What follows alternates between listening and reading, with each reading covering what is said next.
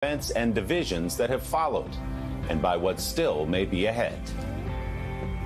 If I were a betting person right now, I say Trump is going to run again. I mean, he seems to be setting himself up to do that. And if he's not held accountable, then he gets to do it again. I think that could be the end of our democracy. Not to be too, pointed about it, but I want people to understand that this is a make or break point. If he were, or someone of his ilk, were once again to be elected president, and if especially he had a Congress that would do his bidding, you will not recognize our country. So given everything you've just described, do you ever have moments of responsibility or even guilt about what's happened? Of course, because I tried to warn people. I tried to make the case that this was really dangerous.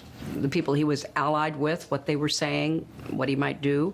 And I do think, but for Jim Comey and the stunt he pulled 10 days before the election, I would have won. I feel terrible about not stopping him and the people around him.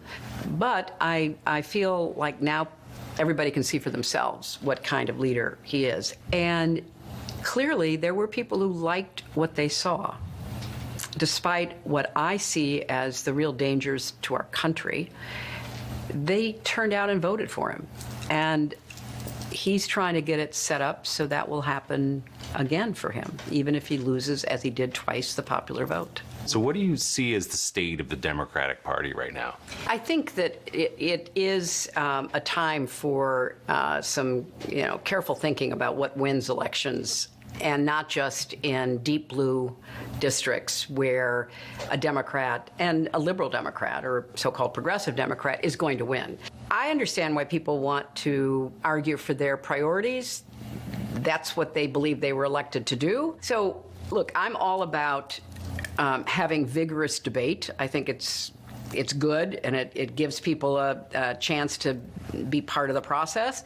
But at the end of the day, it means nothing if we don't have a Congress that will get things done, and we don't have a White House that we can count on to be sane and sober and stable and productive. Secretary Clinton's class on the power of resilience is available